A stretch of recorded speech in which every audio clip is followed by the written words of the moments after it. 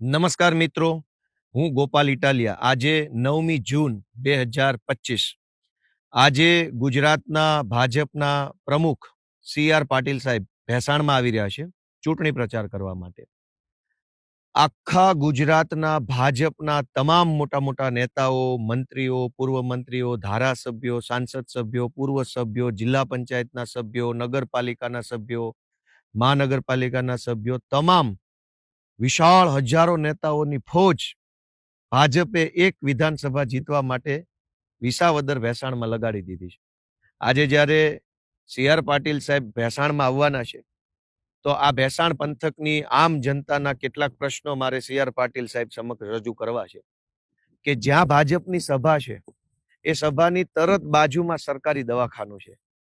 એ દવાખાનામાં કોઈ ડોક્ટર નથી. તો મારી પાટીલ સાહેબને એક વિનંતી છે કે જ્યારે તમે એવા ભાષણ કરો છો કે સરકાર અમારી છે અને સરકારનો ધારાસભ્ય હશે તો કામ થશે, આવી વાત કરો છો, તો 40 વર્ષથી સરકાર ભાજપની છે, છતાંય ભેસાણના દવાખાનામાં ડોક્ટર કેમ નથી? આધુનિક સાધનો કેમ નથી? ભેસાણની જ સરકારી કોલેજની અંદર એક લંપટ પ્રોફેસરે અનેક દીકરીઓને બીભત્સ મેસેજ કર્યા અને દીકરીઓ પાસે શારીરિક માંગણી કરી અને એવી ધમકી આપી ભેસાણ સરકારી કોલેજના પ્રોફેસરે કે જો છોકરીઓ એમની મરજી પ્રમાણે કામ નહીં કરે પ્રોફેસરની, તો એને પરીક્ષામાં ઓછા માર્ક્સ આપીને નપાસ કરશે. આ લંપટ પ્રોફેસર વિરુદ્ધ ભેસાણની પોલીસે એફઆઈઆર નથી કરી અને એ લંપટ પ્રોફેસરને માત્ર સસ્પેન્ડ કરીને જતો કરી દીધો છે. તો સી.આર. પાટીલને પ્રશ્ન પૂછવાનો કે ભેસાણમાં ભાજપના ઉમેદવાર માટે મત માંગવા આવ્યા છો, પણ બેનો દીકરીઓ પાછે અભદ્ર માંગણી કરતા, એ પણ શિક્ષણના ધામમાં અભદ્ર માંગણી કરતા લંપટોને કેમ જેલમાં નથી પૂરતા તમે લોકો? કેમ એને ખાલી સસ્પેન્શનની સજા આપીને જવા દો છો? દીકરીઓને એવી ધમકી આપવામાં આવી કે જો તમે પ્રોફેસર કે એમ નહીં કરો તો તમને ઓછા માર્ક્સ આપીને નપાસ કરવામાં આવશે. આટલી હદે સરકારમાં બેઠેલા માણસો જો લંપટ બન્યા હોય, તો સી.આર. પાટીલે આજે પોતાની સભામાં આ વાતનો ખુલાસો કરવો જોઈએ કે સરકારી કોલેજના પ્રોફેસર વિરુદ્ધ ક્યારે પગલાં લેશે. ભેસાણ એક વિકસતો તાલુકો છે. ભેસાણને જીઆઈડીસીની ઘણી જરૂર છે. ભેસાણની અંદર એગ્રીકલ્ચરલ જે કાંઈ પણ મશીનરીની જરૂર પડે છે, એનું ઘણું મોટું ઉત્પાદન છે. ઓયણીનું ઉત્પાદન હોય, ટ્રેક્ટરના ડાલાનું ઉત્પાદન હોય, કે જે કાંઈ બધું મેન્યુફેક્ચરિંગ ઘણું થાય છે. આ સિવાય સિમેન્ટના પાઇપનું ઉત્પાદન, બ્લોક્સનું ઉત્પાદન, ઘણી બધી એવી વસ્તુઓ છે જેનું પ્રોડક્શન ભેસાણમાં થઈ રહ્યું છે. ભેસાણના અનેક વેપારીઓ ઈચ્છે છે કે ભેસાણમાં એક જીઆઈડીસી જો બનાવવામાં આવે તો ભેસાણના વેપારીઓને ખૂબ ફાયદો થાય એવું. તો સી.આર. પાટીલ સાહેબને મારે જણાવવાનું કે ચૂંટણી જીતવા માટે, મત લેવા માટે આવ્યા છો અને મત લેવા માટે તમે જ્યારે એવી જાહેરાત કરો છો કે સરકાર અમારી છે, તો તમારી સરકાર જીઆઈડીસી ક્યારે બનાવશે? ભેસાણ દોસ્તો, જેતપુરથી વડિયાવાળો જે હાઈવે હતો, એ હાઈવેને આખી એનું એલાઇનમેન્ટ બદલી, જે ચૂડા, બરવાળા, ગળથ એ વિસ્તારમાં થઈને જે હાઈવે નીકળતો હતો, આ પંથકના ખેડૂતોને હાઈવેનો લાભ મળવાનો હતો. આ હાઈવેની ડિઝાઇન બદલીને, નકશો બદલીને આ હાઈવે વડિયા તરફ ખેંચી જવામાં આવ્યો. આ પંથકના લોકોને નુકસાન થયું. એ હાઈવે ઉપર પવિત્ર યાત્રાધામ પરબ આવતું હતું. ભેસાણને પણ એનો લાભ મળે હાઈવે કનેક્ટિવિટીનો. પણ ભાજપના જ માણસોએ ડિઝાઇન બદલીને પોતાના મળતિયાઓની જમીનમાં સંપાદન થાય, કરોડો રૂપિયાનો ફાયદો થાય, એ માટે થઈ જે હાઈવે સારી રીતે બનવાનો હતો એની ડિઝાઇન બદલી નાખી. પાટીલ સાહેબને વિનંતી છે કે તમે જ્યારે એવો દાવો કરો છો કે સરકાર અમારી છે તો કામ અમે કરશું, પણ તમારા જ માણસોએ ભેસાણને અન્યાય કર્યો અને હાઈવે વડિયા તરફ જવા દીધો, તો શું કહેશો? આ ભેસાણ પંથકની અંદર સરકારી શાળાઓમાં, અનેક શાળાઓમાં શિક્ષકો નથી. આ શાળાઓમાં ગરીબ પરિવારોના બાળકો ભણે છે. અમીરોના છોકરાઓ તો યુનિવર્સિટીઓમાં ભણતા હશે, પણ ભેસાણ પંથકના અનેક ગામડામાં જે ગરીબ વર્ગ રહે છે, મજૂર વર્ગ રહે છે, એમના બાળકો સરકારી શાળામાં ભણે છે. સરકારી શાળામાં કોઈ સુવિધા નથી. અનેક શાળાઓમાં શિક્ષકો નથી, પુસ્તકો નથી, કોમ્પ્યુટરો નથી. તો પાટીલ સાહેબને પૂછવાનું કે તમે મત તો માગો છો અને એમ કહી રહ્યા છો કે સરકાર અમારી છે માટે અમે કામ કરશું, પણ 40 વર્ષથી સરકાર પણ ભાજપની છે, તો શાળામાં શિક્ષક કેમ નથી? ભેસાણ પંથકના અનેક ગામડામાં ગરીબ માણસોને રહેવા માટે મકાન નથી અને મકાન બનાવવા માટે 100 વારીઓ પ્લોટ પણ નથી. ગામડાના ગરીબ માણસો હાથ જોડી જોડીને, આજીજી કરીને વિનંતી કરે છે સરકારને, ભાજપને, કે 100 વારીઓ પ્લોટ ફાળવવામાં આવે, પણ સરકારી તંત્ર તરફથી કોઈ જવાબ આપવામાં આવતો નથી. તો હજારો લોકોને 100 વારિયા પ્લોટની જરૂર છે. કેટલાક વ્યક્તિઓ જે છે ગરીબ પરિવારના, એને આવાસ યોજનાનો લાભ મળે એની જરૂર છે. પણ ભાજપની સરકાર તરફથી ગરીબોને કોઈ લાભ આપવામાં આવતો નથી. તો પાટીલ સાહેબ આજે ભેંસાણની સભામાં એ વાતનો ઉલ્લેખ કરે કે ભાજપની સરકાર 100 વારિયા પ્લોટ ક્યારે આપશે, આવાસ યોજનાનો લાભ ગરીબોને ક્યારે આપશે.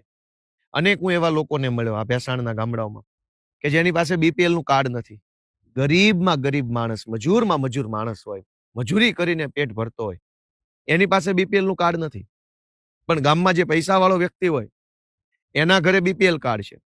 તો નવો બીપીએલ નો સર્વે જો થાય તો અનેક ગરીબોને બીપીએલમાં આવરી લેવામાં આવે.